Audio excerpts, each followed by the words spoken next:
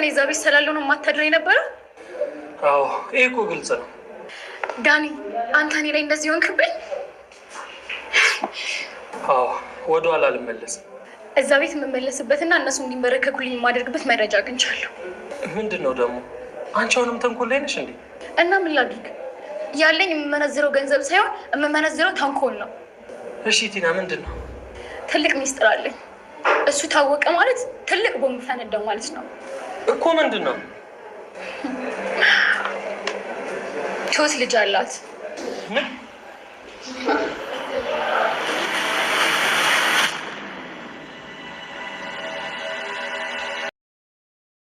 ቲና ከነ ካሌብ ቤት ተባራ ጎዳና ለጎዳና እየተንከራተተች ነው።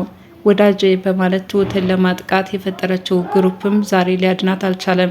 ተመስገን ጋር በመሄድ ከሱ ጋር ለመጠለል ፍላጎት ቢኖራትም እሱ ግን ልብሱን ይዞ ውጭልኝ በማለት ጎዳና አውጥቶ ጥሏታል። በዚህ ሁኔታ እየተጨናነቀች ዳኒን እባክህ ድረስልኝ፣ ህይወቴን አትርፈኝ፣ በጣም ችግር ውስጥ ነኝ በማለት እንዲመጣና አንዳንድ ነገሮች እንዲረዳትም ጠይቀዋለች። ዳኒ ምንም እንኳን የቲናን ተንኮል ቢገባውም ወደዛ ቤት ተመልሳ በይቅርታ እንድትኖር ትሁትን እየጠየቃት ነው። ትሁት ግን በተደጋጋሚ በደል ከዚህ ቤት እንድትባረር ተደርጋለች እና አሁን ቲና ይቅርታ አድርገንላት ብትመጣ እሷ ግን ከተንኮሏ አታባራም። እናም በዛው በሩቁ በማለት ትሁት መረር ብላባታለች። አባባም ትሁትንና ካሌብን ለማጣመር ካላቸው ፍላጎት የተነሳ ዛሬ ትሁትን ጠይቋታል። ትሁትን እኮ የልጅ እናት ነኝ ስትል መንገዱን ዘግተዋለች። ይህንን ለካሌብ እንዳልናገር ከፈለግሽ ደግሞ ምስጢራዊ አድርጌ እይዘዋለሁ በማለት የልጇ ነገር ምንም ችግር እንደማይፈጥር ለትሁት ነግረዋታል። ልቧ እንደቆሰለና ለወንዶች ያላት ጥላቻ አሁንም እንዳልተቀየረ ገልጻለች። በስከ መጨረሻም ትሁት እንግዲህ ጎዳና ለጎዳና እየተንከራተተች ባለችበት ሰዓት ዳኒ አሳዝናው ወደ ሻይ ቤት ወስዶም እየጋበዛት ነው። ሰላም ጤና ይስጥልን ውድ ቻናል የቤተሰቦች እንደምናላችሁ በያላችሁበት በአለም ዳርቻ ሰላማችሁ ይብዛ እያልኩኝ ትሁት ክፍል 63ን እንመለከታለን። በባለፈው ክፍል ትሁት ልጅ መኖሯን ለአባባ በግልጽ አስረድተዋለች። እስካሁን ይህንን ነገር ሚስጥራዊ አድርጋ ወይም ደግሞ የእህቴ ልጅ ናት እያለች በፎቶ ጉዳይ ምላሽ የሰጠች ቢሆንም በስከ መጨረሻ ግን ከእውነታ መሸሽ አልፈለገችም። እንግዲህ ይህንን ታሪክ አባባም ሲሰሙ ምንም ችግር እንደሌለውና አሁን ባለችበት ሁኔታ ከድብርት ወጣ በሰላም እንድትኖርም ነገሮችን እያመቻቸ ነው። ካሌብም ትሁት ልጅ እንዳላት ስላወቀ በጣምም ተናግሯታል። እንዴት ትደብቅኛለሽ? እየተመላለስኩ ስጠይቅሽ አንቺ ግን የእህቴ ልጅ ናት ብለሽ አልዋሸሽኝም ነበር በማለት ለትሁት ነግሯታል። በዚህ ሁኔታ ክፉና ደግም ተነግሯታል። እንግዲህ ትሁት በዚህ ልቧ ቁስል ብሏል። ካሌብንም አኩርፈዋለች። ትሁትም በሰማችው ነገር በጣም ከፍቷት ስለነበረ የካሌብ አባት ትሁት ምን እንደሆነችም ለመጠየቅ ሞክረዋል። ታዲያ ካሌብ ራሱ አላስችል ሲለው ትሁትን አስከፍቻታለሁ በማለት ከአባቱ ጋራም ክፉኛ ይነጋገራሉ። የካሌብ አባትም ልጃቸውን በጠበቁበት መጠን ስላላገኙት ዛሬ ላይ እየተናደዱበት ከቤት እስከ መውጣት ደረጃም ደርሷል። ተመስገንም እንደተለመደው አሁንም በትሁት ላይ ዛቻና ማስፈራሪያ እያደረሰባት ነው።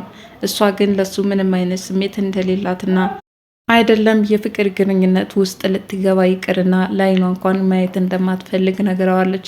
ነገር ግን ተመስገን በጉልበቱ ለመጠቀም እያሰበም ይመስላል።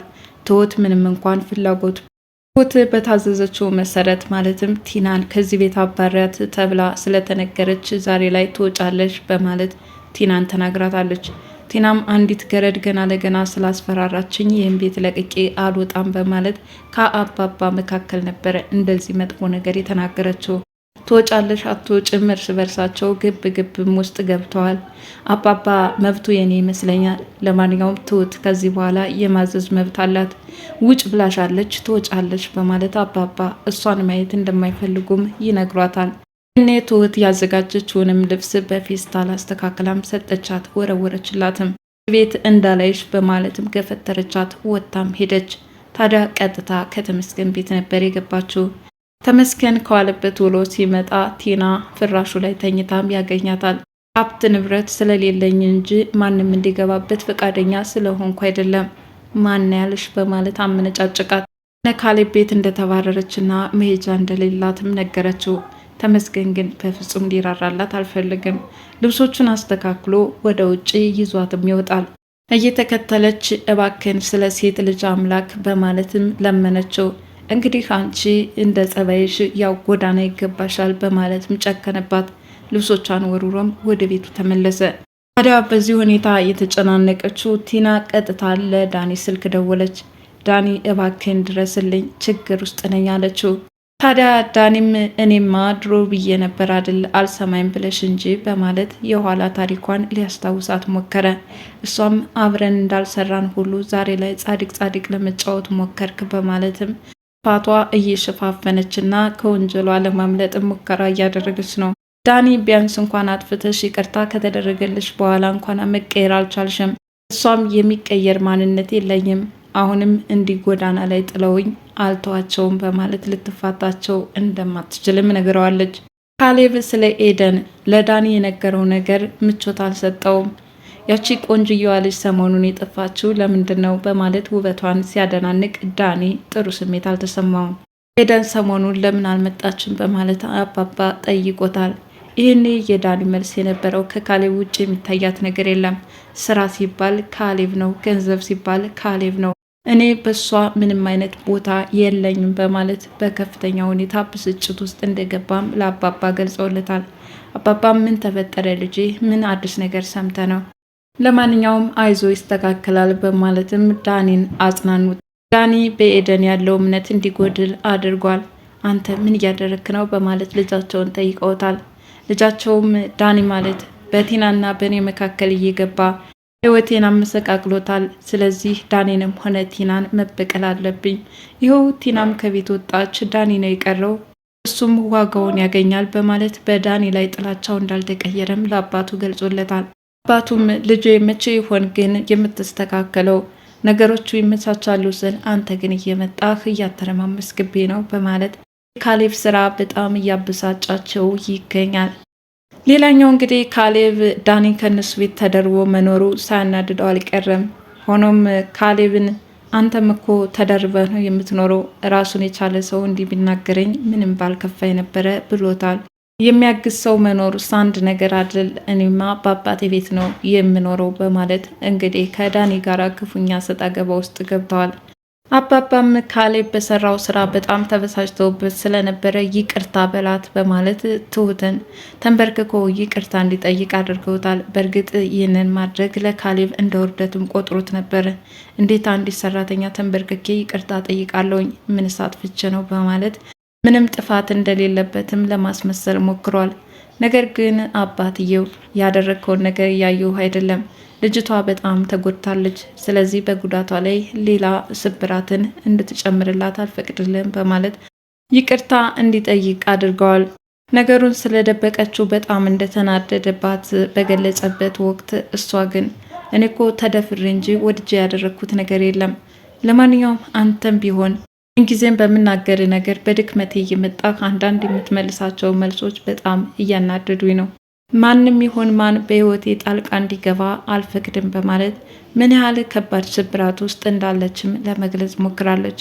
አባባም ቲናን እንድትባረር ካደረጓት በኋላ እሷ ግን መግቢያ ስላጣች አሁንም በቤታቸው ዙሪያ ገባውን እየቃኘች ነው። ማለትም ተመልሳ ለመግባት የተለያዩ ሙከራዎችን እያደረገች ነው። ካሌብ አባት እንደዛ አባረሬሽ ሳበቃ ተመልሰሽ በዚህ ታንዣብቢያለሽ እሳ ምን አለሽ? ለማንኛውም ከዚህ በኋላ ሁለተኛ ወደዚህ ቤት አትመለሽም በማለት በጣም እንደተናደዱባትና ይቅርታ ሊያደርጉላት እንደማይችሉም ገልጾላታል። ምክንያቱም በተደጋጋሚ በይቅርታ ወደዛ ቤት ተመልሳ አሁንም ከተንኮሏ ያላባራችው ቲና ዛሬ ላይ ግን ጨክነውባታል። ታዲያ ቲና በዚህ ሁኔታ ቤተሰቡ ስለጨከኑባት አሁን ከዳኒ ጋራ በመገናኘት ይቅርታ አድርገውላት ወደዛ ቤት መመለስ እንደምትፈልግ ነግረዋለች። አንቺ መቼም ከይቅርታሽ አትመለሽም፣ ተንኮል መስራትሽን ስለማታቆሚ ወደዛ ቤት እንድትገቢ ፈቃደኛ የሚሆኑ አይመስለኝም። ለማንኛውም እነግርልሻለሁ በማለት እንግዲህ ጎዳና ለጎዳና እየተንከራተተች ልቡ አላስቻለውምና ትሁትን ለምኖላታል። ትሁትም በጭራሽ ወደዚህ ቤት ተመልሳ አትመጣም። እሷ ስንት ጊዜ ወጣ ስንት ጊዜ ገባች፣ አሁንም ያኑ ተንኮሏን መስራቷን ስለማታቆም በዚህ ጉዳይ ፈቃደኛ አልሆንም በማለት እንግዲህ ቦታው በትሁት ተተክቷል ማለት ነው።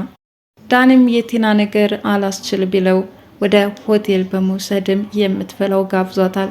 የሚቀጥለው ጊዜዋ ግን ስራ መስራት እንዳለባት ለቲና የነገራት ቢሆንም ወይዘሪት ቲና ግን ይህንን የማስብበት ጊዜ ላይ አይደለሁም፣ ይልቁንስ ወደዛ ቤት የምገባበትን አንድ ትልቅ ሚስጥር ይዣለሁኝ።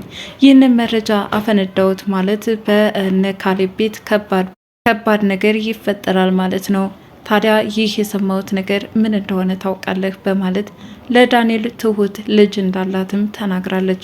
ይህንን ሲሰማ በእርግጥ ዳንኤል የመጀመሪያው ስለሆነ በጣም ተደናግጧል። ነገሩን ካሌብና አባትየው ቀድመው እያወቁትና ያመኑበት ጉዳይ ቢሆንም እሷ ግን ይህንን ነገር ስትናገር የሚተነማመሱም መስሎ ታይቷታል። በቲና እሳቤ ግን ትሁት ልጅ እንዳላት ከተናገረች ሁሉም ነገር ያልቅላታል። ትሁትንም አመነጫጭቀው ከቤት ሲያባርሯት እሷ እመቤት ሆና ወደ ነበረ ክብሯ እንደምትመለስም ሁኔታዎችን አመቻችታ ጨርሳለች።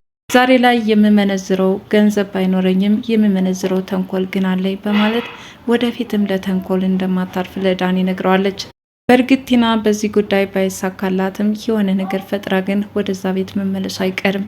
ለዚህ አመቻት ዘንድ ምን አዲስ ፊልም ደርሳ ትመለስ ይሆን?